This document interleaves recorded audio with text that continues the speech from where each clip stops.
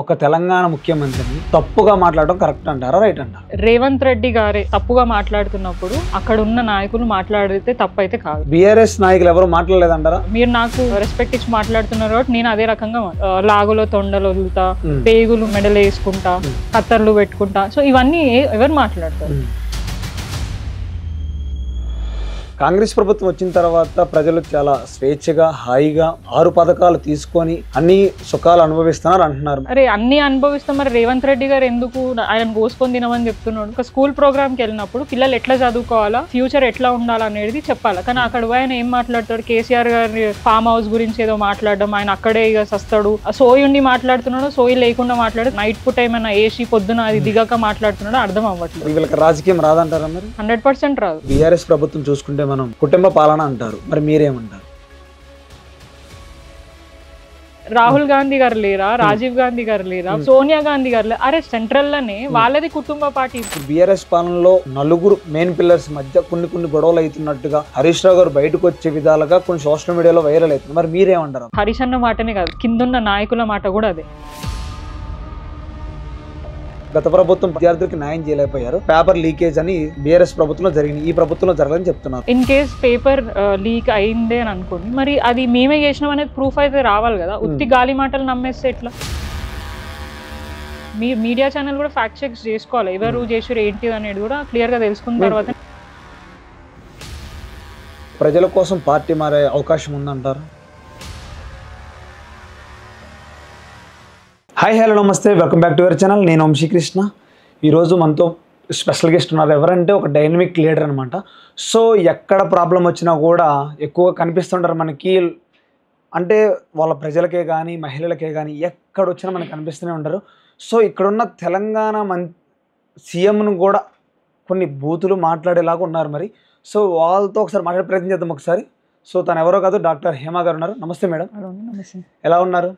First congratulations, పెళ్లికి రాలేదు అట్లయినా మేము. సో ఎలా ఉంది మ్యారేజ్ లైఫ్? ఆల్ గుడ్ అండి. All good. అంటే గతంలో ఎందుకు అడుగుతున్నాను అంటే, ఫస్ట్ మీరు 2016 నుంచి వేస్తున్నారు రాజకీయం. సో అప్పుడున్న ఫ్రీనెస్ ఇప్పుడు ఉండదు. సో కొన్ని ఉండే కండిషన్స్. సో ఎలా ఉంది మరి? అంటే అంతే కదా, ఇప్పుడు అప్పుడున్న దానికి ఇప్పుడున్న దానికి తేడా డెఫినెట్గా ఉంటుంది. సో దేని దానికే ఇది. బట్ ఏది ఉన్నా కూడా నాకు ఆ ఫ్రీ హ్యాండ్ ఇచ్చారు మా ఇన్లాస్ వాళ్ళు. సో ప్రాబ్లం అయితే లేదు, ఎందుకంటే అవన్నీ తెలుసుకున్నారు కాబట్టి నన్ను పెళ్లి చేసుకున్నారు. సో ప్రాబ్లం అయితే లేదు, వాళ్ళు నాకు ఫుల్ సపోర్ట్. పొలిటికల్గా కానివ్వండి, ఇంకా ఏ వర్క్ చేసినా కూడా వాళ్ళు నాకు ఫుల్ ఫ్లెజ్గా సపోర్ట్ ఉన్నారు. సో ప్రాబ్లం లేదు. మా ఇంట్లో ఎట్లున్నాను ఇక్కడ కూడా అట్లానే ఉన్న ఫీలింగ్ ఉంది. ఓకే, ఇప్పుడు ప్రజల్ని ఇటు ఇల్లును కూడా ఎలా మెయింటైన్ చేస్తున్నారు మరి ప్రజెంట్? అప్పుడు ఎట్లుండే అంటే నిజంగానే ఫుల్ ఫ్లెజ్గా నేను పబ్లిక్ దీంట్లోనే ఉంటుండే. ఇంటికి వచ్చిన తర్వాత ఏదన్నా మా మదర్ చూసుకుంటుండే. ఇప్పుడు మీరు అన్నట్టు నాకు ఒక రెస్పాన్సిబిలిటీ వచ్చింది. సో ఇదిగానే నేను పనిచేస్తున్నా. 2 వే అన్ని బ్యాలెన్స్డ్గా వర్క్ చేయాలి. సో ఏ టైంకి ఏది ఇవ్వాలో అదే చూసుకుంటూ పని చేసుకుంటున్నా. ఇబ్బంది అయితే ఏం లేదు. రైట్. ఒక డైరెక్ట్ క్వశ్చన్ అడుగుతాను మిమ్మల్ని. ఒక తెలంగాణ ముఖ్యమంత్రిని తప్పుగా మాట్లాడడం కరెక్ట్ అంటారా, రైట్ అంటారా? అంటే నేనేమంటా అంటే, రేవంత్ రెడ్డి గారే తప్పుగా మాట్లాడుతున్నప్పుడు అక్కడ ఉన్న నాయకులు మాట్లాడితే తప్పు అయితే కాదు. ఏం మాట్లాడారు అంటే ఏదైనా ఇప్పుడు వారు చూస్తే, మీరు ఏ సభలకైనా పోండి, ఏ మీటింగ్లో కానీ, ఏ ప్రెస్ మీటే కానివ్వండి, వారి భాష, వారి యాస. ఇప్పుడు గతంలో కేసీఆర్ గారు మాట్లాడినప్పుడు ఏదైనా సామెత తీస్తే అది ఏదో తిట్టినట్టు ఉండదు, ఏదో ఉన్నది సామెత చెప్పినట్టే ఉంటుంది. బట్ ఆయన సామెత చెప్పినా కూడా గలీజ్గా తిట్టినట్టు ఉంటుంది, ఆయన ఏమైనా నోరిప్పి మాట్లాడినా కూడా గలీజ్గా మాట్లాడినట్టే ఉంటుంది. సో ఆయన ఏం మాట్లాడతారు మీరు చాలా సందర్భాల్లో చూసిండ్రు.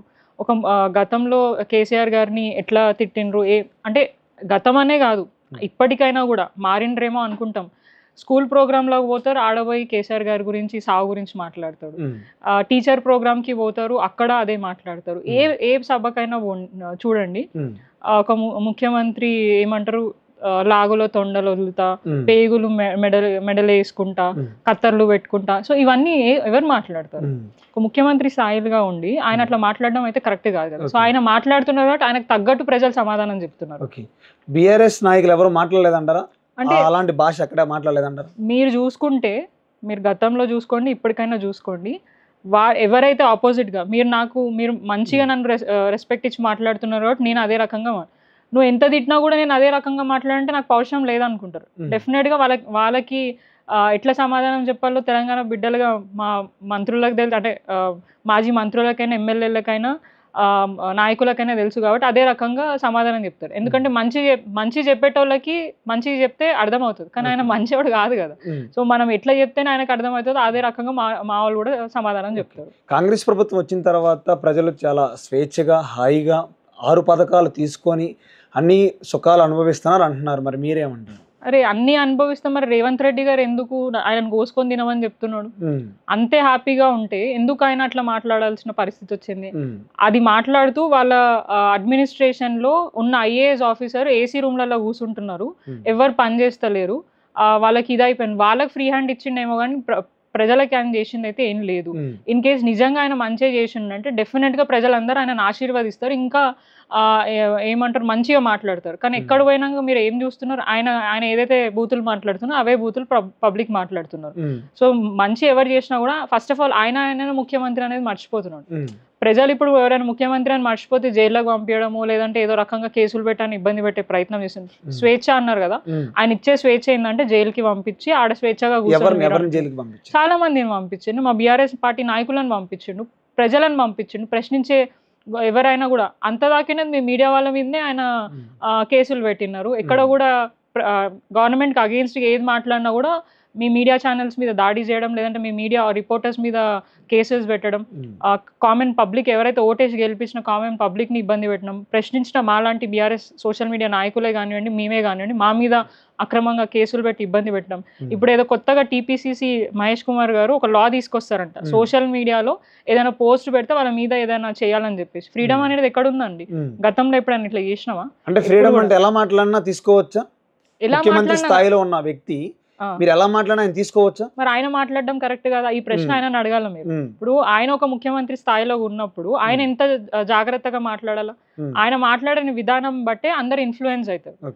ఆయన ఎట్లయితే మాట్లాడతారో, ఇప్పుడు ఒక స్కూల్ ప్రోగ్రామ్కి వెళ్ళినప్పుడు పిల్లలు ఎట్లా చదువుకోవాలా, ఫ్యూచర్ ఎట్లా ఉండాలనేది చెప్పాలి. కానీ అక్కడ ఆయన ఏం మాట్లాడతాడు? కేసీఆర్ గారి ఫామ్ హౌస్ గురించి ఏదో మాట్లాడడం, ఆయన అక్కడే ఇక సస్తాడు, ఆయన సావు అక్కడే, అంటే ఇష్టం ఆయన నోటికి ఎంత అసలు సోయి ఉండి మాట్లాడుతున్నాడు, సోయి లేకుండా మాట్లాడితే నైట్ పూట ఏమైనా వేసి పొద్దున అది దిగాక మాట్లాడుతున్నాడు అర్థం అవ్వట్లేదు. సో సోయి లేకుండానే మాట్లాడుతున్నాడు. అంటే సోయి ఉంటే నిజంగా చెప్తున్నా, ఏ ప్రోగ్రామ్కి ఎక్కడ పోయినప్పుడు ఆ సబ్జెక్ట్ బేస్ మీద మాట్లాడాలి.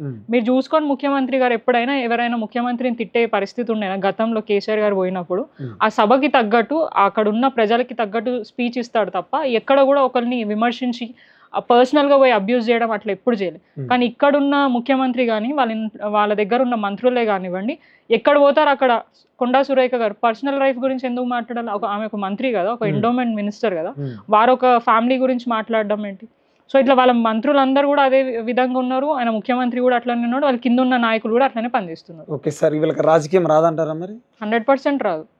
నిజంగా చేసిన మొఖాలైతే ఇట్లా మాట్లాడకపోతుండే, అడ్మినిస్ట్రేషన్ చక్కగా పని చేసేది ఉంటే డెఫినెట్గా మంచిగా చేస్తుండే. ఇప్పుడు నేను అదే చెప్తున్నా, ఒక ముఖ్యమంత్రి తండ్రి స్థాయిలో ఉన్నాడు, ఒక చైర్లో కూర్చున్నప్పుడు ఎంత కష్టం వచ్చినా కూడా ప్రజలను మంచిగా చూసుకోవాలా, వాళ్ళకి ఎటువంటి నేను పడే కష్టం కనిపించద్దు అనేది అక్కడ ఉన్న వ్యక్తికి ఉంటుంది. కానీ ఆయన ఏమంటున్నాడు? ఉద్యోగ సంఘాల నాయకుల దగ్గర పోతాడు, మీరు ధర్నాలు చేసినా మీరు ఏం చేసినా కూడా అంటే బెదిరిస్తున్నాడు, ఆయన డైరెక్ట్ గానే బెదిరిస్తున్నాడు.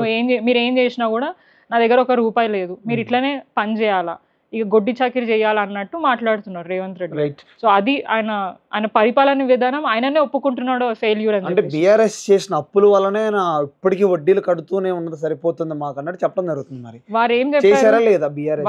డెఫినెట్ గా BRS కాదు, ఏ ప్రభుత్వం అయినా డెఫినెట్ గా అప్పులు చేస్తుంది. అప్పులు చేస్తూ దాని రెవెన్యూ జనరేట్ చేస్తూ కడుతూ ప్రజలకి అభివృద్ధి కానీ సంక్షేమం అందిస్తుంది. అది మీరు ఎక్కడ పోయినా ఏ రాష్ట్రంకి పోయి చూసుకున్నా డెఫినెట్గా ఉంటుంది. అరే US పెద్ద ఇంటర్నేషనల్ స్టేట్స్ అంటే కంట్రీ కానివ్వండి, US లాంటి వాళ్ళకే అప్పులు ఉంటాయి.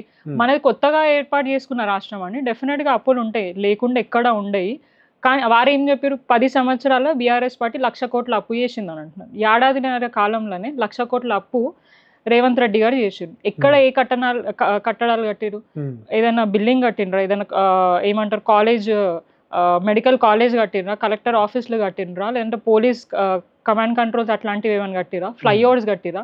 అసలు ఆయన కట్టిన కట్టడాలు ఏదైనా ఒక్కటి మీరు చూపించండి. మీరు కూడా గ్రౌండ్లో రిపోర్ట్ చేస్తూ ఉంటారు కదా ఏం జరుగుతుంది ఏంటి అని. ఆయన చేసిన డెవలప్మెంట్ ఒక్కటి చూపించండి. ఆయన చేసింది ఇప్పటిదాకా ఒక ఫ్రీ బస్, దాంతో ప్రజలకు నష్టమే కానీ ఎక్కడ కూడా లాభం లేదు. అండ్ ఆర్టీసీ కూడా పూర్తి స్థాయిగా అప్పులోకి పోతుంది తప్ప ఎక్కడ కూడా అంటే ప్రజలు సంతోషంగా లేదు. ఫ్రీ బస్ వల్ల లేడీస్కి చాలా ఉపయోగాలు ఉన్నాయి, లక్షాధికారులు చేసినట్టు చెప్పడం జరుగుతుంది. మరి మీరేమంటున్నారు? అంటే ఫ్రీ బస్ నువ్వు పెట్టినావు, మేము వెల్కమ్ చేస్తాం, కానీ దానికి తగ్గట్టు కూడా బస్సెస్ పెంచాలా, ఫెసిలిటీస్ అనేది ప్రొవైడ్ చేయాలా.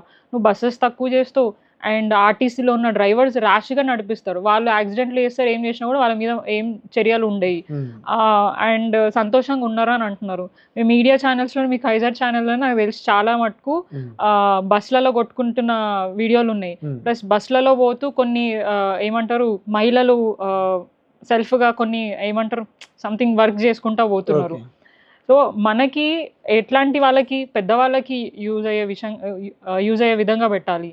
అంటే కొన్ని లిమిటేషన్స్ పెడితే బాగుంటుంది. సో దానివల్ల ఆర్టీసీ అప్పుల పాలు అయ్యే పరిస్థితికి తీసుకొచ్చినావు, ప్లస్ మహిళలు అక్కడ కొట్టుకునే పరిస్థితికి తీసుకొచ్చినావు తప్ప ఇక్కడ కూడా సంతోషంగా వాళ్ళకి కావాల్సింది నువ్వు ఇస్తాను 2500 పెన్షన్ పెంచుతాను, అది పెంచు, తులం బంగారం ఇస్తాను, వాటితో కోటీశ్వరులను చేస్తాను కదా గవి. కానీ ఈ ఫ్రీ బస్ తో ఎవరికి లాభం? సో మీరు అన్నట్టు గత ప్రభుత్వం 10 సంవత్సరాల పాలనలో అప్పు చేశారన్నారు. సో అప్పు చేసి డెవలప్మెంట్ చేశారు మీరు చెప్పడం జరిగింది.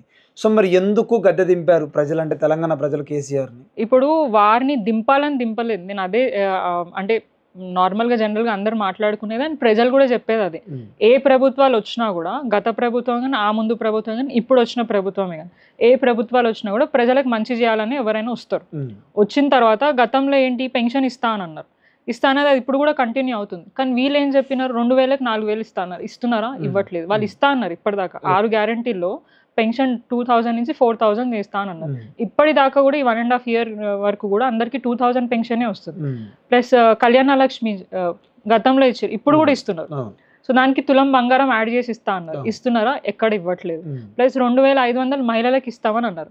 పెన్షన్ మేము కూడా ఇస్తామని చెప్పినాం, కానీ అది ఒకటేసారి పెంచుతామని ఇయర్కి డిపెండ్స్ ఆన్ రెవెన్యూ చూసుకొని వాళ్ళకి ఇస్తామని చెప్పేసి మేము ఆ విధంగా చెప్పినాం. ఇప్పుడు ఏ మనిషికైనా మీకు ఆశ ఉండదా? మీరు ఇక్కడ కూర్చున్నారు, నెక్స్ట్ ఎండి లెవెల్కో సిఇఓ లెవెల్కో కావాలనుకుంటారు, ఎవరికైనా ఉంటుంది ఆశ.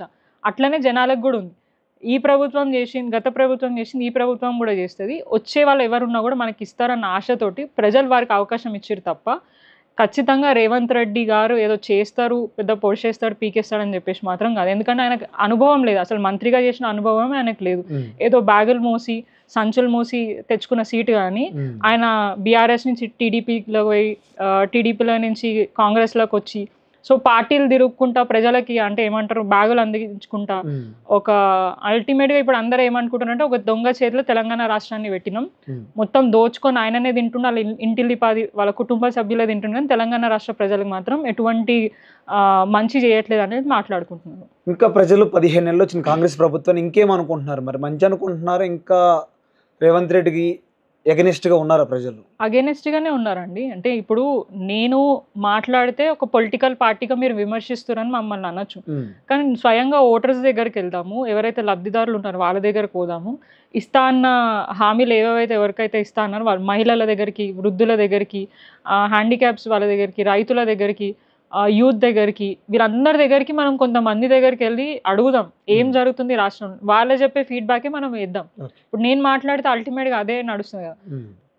కంప్లీట్గా ఫెయిల్యూర్ అయినారు, ఎక్కడ కూడా వాళ్ళు సక్సెస్ కాదు. ఏదైనా చేద్దామని ముందుకెళ్ళిన దగ్గర అంతా కూడా వాళ్ళు అంటే వెనకకు పోతున్నారు. అంటే ఆయననే సరిగా మేనేజ్ చేయలేని పరిస్థితి ఉంది, అడ్మినిస్ట్రేషన్ ప్రాపర్గా మేనేజ్ చేయలేకపోతున్నారు. గతంలో కనీసం నాకు తెలిసి బట్టి విక్రమార్క గారికైనా ఇస్తే కొద్దో గొప్ప ఆయన మేనేజ్ చేస్తుండేమో, కానీ ఈయనకి ఇచ్చేసరికి మొత్తం ఆగమాగం చేసి పెడుతున్నారు. రైట్. ఇప్పుడు బీఆర్ఎస్ ప్రభుత్వం చూసుకుంటే మనం కుటుంబ పాలన అంటారు, మరి మీరేమంటారు? కాంగ్రెస్ పార్టీది కుటుంబ పాలన కాదు. ఎవరు లేరు కదా చుట్టాలు వాళ్ళకి? ఎందుకు లేరు? రాహుల్ గాంధీ గారు లేరా? రాజీవ్ గాంధీ గారు లేరా? ప్రియాంక గాంధీ గారు, సోనియా గాంధీ గారు లేరా? అరే స్టేట్ సెంట్రల్లోనే వాళ్ళది కుటుంబ పార్టీ, మనది కాదు. వాళ్ళు పార్టీలు ఒక్కొక్కరు తీసుకుంటా రాజకీయాల్లోకి వచ్చిండ్రు. ఇక్కడ ఉద్యమం చేసి ప్రజల ఆశీర్వాదం తీసుకున్న తర్వాతనే ఇచ్చారు. ఎవరైనా కూడా ఖచ్చితంగా పాలిటిక్స్ లో మేబీ కేసీఆర్ గారి అబ్బాయి లాగాను కూతురు లాగానే ఎంట్రీ చేయొచ్చు, కానీ అల్టిమేట్గా 5 times 6 times అట్లా ఎవరిని కూడా అంటే ఏమంటారు ఎన్నుకోరు. వాళ్ళ పనితీరు, వారు ప్రజలకి ఇచ్చే సర్వీస్ని బేస్ చేసుకొని వాళ్ళని మళ్ళీ మళ్ళీ ప్రజలు కావాలని కోరుకుంటారు. అట్లా వాళ్ళకి గుర్తింపే కానీ కుటుంబ పాలన అంటే చాలా మంది ఇప్పుడు చేస్తున్నారు కదా. నేను అదే చెప్తున్నా. ఇప్పుడు అట్లా అనంటే రేవంత్ రెడ్డి గారు అన్అఫీషియల్ గా ప్రోటోకాల్ ఇస్తున్నారు వాళ్ళ బ్రదర్ కి. వీళ్ళు అఫీషియల్ గా తీసుకున్న అన్అఫీషియల్ గా ఆయన చేస్తున్నారు కదా. అట్లా ఎట్లా చేస్తారు వాళ్ళు? ప్రోటోకాల్ వీళ్ళకు ఉంది, వాళ్ళకైతే లేదు కదా. ఒక ముఖ్యమంత్రి బ్రదర్, అన్ననో తమ్ముడో అధికార కార్యక్రమాల్లో పోతారు. ఆ అధికారిక కార్యక్రమంలో కలెక్టర్ వస్తాడు, ఆయన వెల్కమ్ చేస్తాడు, పోలీస్ ఆఫీసర్ వస్తారు, సెల్యూట్ చేస్తారు, రివ్యూ మీటింగ్స్లలో కూర్చోబెడతారు. అండ్ ఇప్పుడు మిస్ వరల్డ్ కాంపిటీషన్స్ జరుగుతున్నాయి, ఆయనకి తిరుపతి రెడ్డికి ఏం సంబంధం? అదే గవర్నమెంట్ అఫీషియల్గా అది ప్రోగ్రామ్ చేస్తున్నారు. సో దానికి ఈయన ఎందుకు వెళ్ళాలి? గెస్ట్ లాగా ఈయన ఎందుకు వెళ్ళాలి? ఈయన ఏమున్నాడని? అంటే వాళ్ళ బ్రదర్ అనే కదా పిలిచింది. సో రాజకీయము వాళ్ళు లేకపోయినా కూడా ఎంత వాడుకోవాలో అంతకు మించి వాడుకుంటున్నారు రేవంత్ రెడ్డి గారు. రైట్. ఇప్పుడు బీఆర్ఎస్ పాలనలో నలుగురు మెయిన్ పిల్లర్స్ మధ్య చిన్న చిన్న అంటే కొన్ని గొడవలు అవుతున్నట్టుగా హరీష్ రావు గారు బయటకు వచ్చే విధాలుగా కొన్ని సోషల్ మీడియాలో వైరల్ అవుతుంది. మరి మీరేమంటారు ఆ ప్రశ్న? ఇవన్నీ విమర్శలే, ఎక్కడ కూడా అట్లాంటివి లేవు. క్లియర్గా మొన్న మన ప్రెస్ మీట్లో హరీష్ అన్న క్లియర్గా చెప్పారు, మాకు ఎటువంటి విభేదాలు లేవు, కేసీఆర్ గారే మాకు అల్టిమేట్గా నాయకుడు, వారు ఎట్లా చేయమని చెప్తే అట్లా మేము అందరం పనిచేస్తాం. అది కేసీఆర్ హరీష్ అన్న మాటనే కాదు, కిందున్న నాయకుల మాట కూడా అదే. కేసీఆర్ గారు ఏ డైరెక్షన్స్ ఇచ్చి ఎవరి దగ్గర ఏం పని చేయాలని చెప్తే పార్టీ ఆదేశాల మీద కిందున్న నాయకుల నుంచి పైన వర్కింగ్ ప్రెసిడెంట్ దాకా కూడా అదే లైన్లో పనిచేస్తాం తప్ప ఆ లైన్ దాటి పనిచేసే వ్యక్తులం ఎవరు లేరు బీఆర్ఎస్ పార్టీలో. Okay right. ఇప్పుడు మీరు అన్నట్టు కూడా కాంపిటీషన్ జరిగినాయి మన దగ్గర. మీకు ప్రాబ్లం ఏంటి? అవి జరిగితే డెవలప్మెంట్ చేస్తానని చెప్తున్నాడు, మీకేంటి ప్రాబ్లం? ఇప్పుడు వారే స్వయంగా అన్ని వేదికలలో తెలంగాణ రాష్ట్రం అంతటా కూడా డబ్బులు లేవు, మనం ఏం చేయలేని పరిస్థితి అని చెప్పేసి వారే స్వయంగా ఒప్పుకున్నారు మీడియా ముఖంగా. ఇది మేము విమర్శిస్తుంది కాదు, మేము లేని మాట్లాడుతున్నాం కదా. స్వయంగా ముఖ్యమంత్రి గారే డబ్బులు లేవని. మరి డబ్బులు లేని దగ్గర ఇవి కాంపిటీషన్స్ పెడితే దీంతో ఉపయోగం? ఇప్పుడు గతంలో ఈ ఫార్ములా రేస్ పెడితేనే దాంట్లో ఏదేదో అయిపోయిందని చెప్పేసి ఈడీ అది సిబిఐ ఏసీపీ అది ఇది అని చెప్పేసి వాళ్ళు చాలా డ్రామాలు ఆడినారు. అక్కడ ఏం కూడా తేలలేదు. అంటే వాళ్ళ ప్రభుత్వం ఏముంది, కేసు వేసిండ్రు, ఆడ క్లియర్గా ఎంత అమౌంట్ స్పెండ్ చేసారు, దానికి ఎంత రెవెన్యూ వచ్చింది, దాన్ని ఏడేడా ఖర్చు పెట్టినారు రాష్ట్రం అంతటా అనేది క్లియర్ పిక్చర్ ఉందాడ. కానీ ఇక్కడ వీళ్ళు ఈ కాంపిటీషన్స్కి డబ్బులు లేనన్న వాళ్ళు ఇన్ని కోట్లు ఎక్కడి నుంచి వస్తున్నాయి? సరే ఇన్ కేస్ వస్తున్నాయి, వాళ్ళు ఏమన్నారు, స్పాన్సర్షిప్స్ తీసుకుంటున్నాం అని అన్నారు. స్పాన్సర్షిప్ తీసుకున్నప్పుడు రాష్ట్రంలో అప్పులు అయినాయి కదా, మరి వెల్ఫేర్ స్కీమ్కే కానీ డెవలప్మెంట్కి డబ్బులు లేవు కదా, ఆ స్పాన్సర్షిప్ ఏదో దీంట్లో పెడితే అయిపోతుంది కదా.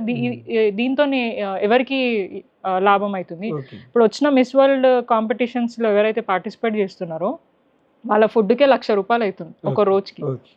సో ఇన్ని డబ్బులు ఎక్కడి నుంచి వస్తున్నాయి? మరి లేవు కదా, రాష్ట్రంలోనే లేవు, ఆయనను కోసుకున్నా కూడా రావు, మరి ఏడి నుంచి వస్తున్నాయి పైసలు, ఏడికి పోతున్నాయి అవన్నీ అన్నది ప్రజల ప్రశ్న. అదంతా అందరికి అర్థమవుతుంది.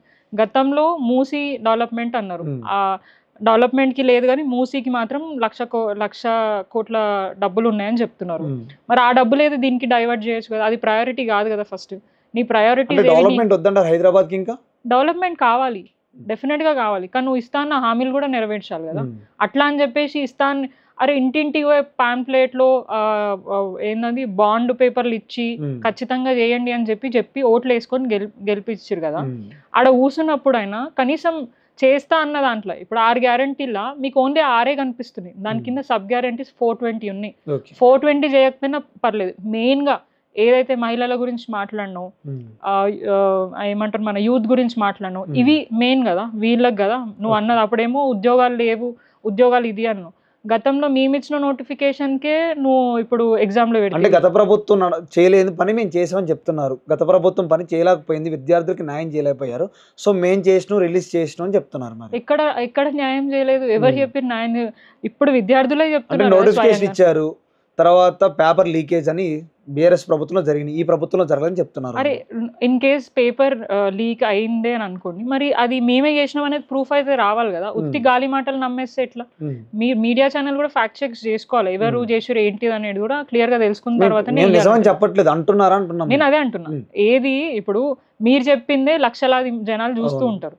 సో మనం ఏదైనా తప్పు మాట్లాడినా, తప్పు టెలికాస్ట్ చేసినా కూడా అది మనం మిస్లీడ్ చేసినట్టు అవుతుంది. డెఫినెట్గా మీకు కూడా బాధ్యత ఉంటుంది కాబట్టి అప్పుడు ఏం జరిగింది అనేది ప్రజలకి క్లియర్గా కొన్ని విధాలుగా తెలియలేదు, మిస్లీడ్ అయింది. మిస్లీడ్ అయింది కాబట్టి ప్రభుత్వంలో కొంచెం వ్యతిరేకత వచ్చింది కాబట్టి ఇప్పుడు మాకు ఆ ఇబ్బందులు ఉన్నాయి. కానీ ఇప్పుడు ప్రజలకు అర్థమవుతుంది అసలు అట్లాంటివి ఏం జరగలేదు, వాళ్ళు చేసే ప్రయత్నమే చేస్తున్నారు, మాకు మంచి చేసే ప్రయత్నం చేస్తున్నారు. కొన్ని ఇట్లా అయినాయి కాబట్టి ప్రభుత్వానికే కానీ అక్కడ ఉన్న వాటికే డిస్టెన్స్ అయింది. అండ్ ఇప్పుడు ఏదైతే నిరుద్యోగులు ఉన్నారో వాళ్ళకి అర్థమవుతుంది గతంలో ఎన్ని ఉద్యోగాలు ఇచ్చినాం ఏంటిది అనేది క్లియర్గా మీకు గవర్నమెంట్ పోర్టల్లోనే అన్నీ మెన్షన్ చేస్తాం. మేము ఏదో గాలి మాటల్లో గాలి అంటే ఇట్లా చెప్పేస్తున్నామని కాదు, మీకు క్లియర్గా అప్ టు డేట్ ప్రతి ఒక్కటి దాంట్లో అప్డేట్ ఉంటుంది. అదే విషయం అసెంబ్లీలో మాట్లాడుతుంటే రేవంత్ రెడ్డి గారు అది డిలీట్ చేపిస్తారు, అవన్నీ ఉండొద్దని. మరి ఎందుకంత భయం? చేసినవే కదా మేము చేసినాం అని చెప్తున్నాం, అవి చూపించండి. మీరు చేసినవి కూడా చేస్తున్నాము అని మీరు కూడా మీ లెక్కలు మీ పత్రాలు చూపిస్తే ప్రజలకు అర్థం అవుతుంది. సింపుల్గా మేము చేసేస్తున్నాం అని చెప్పేసి మాట్లాడితే కాదు, ప్రజలు కూడా గమనిస్తున్నారు. ఎందుకంటే నువ్వు ఇచ్చిన దాంట్లో అది పోయేది ప్రజలకి, లబ్ధిదారులకే అవన్నీ రీచ్ అవుతాయి. సో వాళ్ళకి అర్థమవుతుంది నువ్వు ఇస్తున్నావా ఇవ్వట్లేదు అనేది. డెసిషన్ మేకర్స్ వాళ్ళే, నువ్వు ఎంత చేసినా కూడా అల్టిమేట్గా డిసైడ్ అయ్యి మళ్ళీ నెక్స్ట్ నిన్ను కూర్చోబెట్టాలా లే ఈ ఇంకా ఉన్న టర్మ్ నిన్ను పని చేయాలా లేదా అని డిసైడ్ చేసేది కూడా వాళ్ళే. Okay right. ఇప్పుడు మీ గురించి ఒక 2 ప్రశ్నలు. సో ప్రజల కోసం పార్టీ మారే అవకాశం ఉందంటారా? మీరు అన్నట్టు కొంచెం ఫండ్స్ రావట్లేదు, డెవలప్మెంట్కి ఆగిపోయినాయి అన్నారు. సో మారే అవకాశం ఉందంటారు ఏమన్నా? అస్సలు మారము, ప్రజల కోసం అస్సలు మారము. ప్రజల కోసం ఇక్కడే ఉండి కొట్లాడతాము. ఎందుకంటే వాళ్ళు అధికారంలో ఉన్న వాళ్ళ దగ్గర పోతలేరు, ప్రతిపక్షంలో ఉన్న వాళ్ళ దగ్గరికే వస్తారు. ఎందుకంటే అక్కడ ఉన్న వాళ్ళంతా కాంగ్రెస్ పోయే అవకాశం ఉందన్నట్టు కొంతమంది ఎమ్మెల్యేలు కూడా వెళ్ళడం జరిగింది కదా. అంటే వాళ్ళ అవసరాలకు వాళ్ళు పోయి ఉండొచ్చు, నాకు ఆ అవసరం లేదు. నేను అల్టిమేట్గా ఇక్కడ వచ్చింది ప్రజాసేవ చేయడానికి, నేను ఆస్తులు కాపాడుకోవడానికో ఇంకేదో పనులు చేయించుకోవడానికో నాకు అవసరం లేదు. నేను ఇక్కడ ఉన్నది అల్టిమేట్గా పబ్లిక్ సర్వీస్ చేయడానికి. కాబట్టి ప్రజలు ఏది కావాలని నా దగ్గర నుంచి కోరుకుంటున్నా అదే నేను డెలివరీ చేసే ప్రయత్నం చేస్తున్నా తప్ప అంతకుమించి నాకు అవసరం లేదు.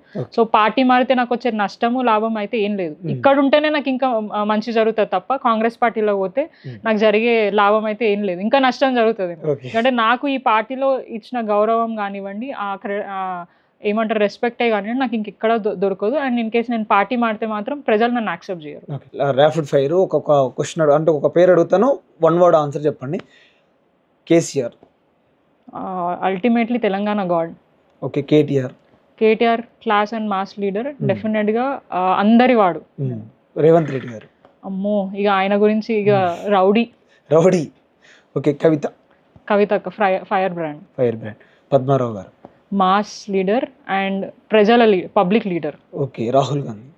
రాహుల్ గాంధీ గారు ఏమో నాకు అంత ఐడియా లేదండి రాహుల్ గాంధీ గారి గురించి, నాకు అంత పరిచయం కూడా లేదా, నేను ఎక్కడ చూడలేదు. సో నాకు అంత మోదీ గారు ఓకే మంచి లీడర్ అని అనుకుంటున్నారు. సో నేను కూడా అట్లనే అనుకుంటున్నాను. ఓకే. లాస్ట్ క్వశ్చన్ మీకు ఒక్కరికి. నెక్స్ట్ వచ్చే ఎన్నికల్లో 2 times మీరు గెలిచారు, 3rd time ఇస్తారనుకుంటున్నారా లేకపోతే ఇంకా పెద్ద పొజిషన్ టికెట్ ఇచ్చే అవకాశం ఉందా మీకు? అంటే అదే పార్టీ ఎట్లా పని చేయమంటే అట్లా పని చేస్తా. నెక్స్ట్ ఇస్తే డెఫినెట్గా పని చేస్తా, ఇవ్వకపోయినా పార్టీ కార్యకర్తగా ఉండైనా పబ్లిక్కి సర్వీస్ చేస్తాం. కానీ అది అల్టిమేట్గా డిపెండ్ అయి ఉన్నది పార్టీ దీని మీద. అండ్ ప్రజలు ఏదైతే ఏమంటారు సర్వే చేస్తే మంచి చేస్తే నాకు మంచి అవకాశం ఇస్తే డెఫినెట్గా మేము చేస్తాం.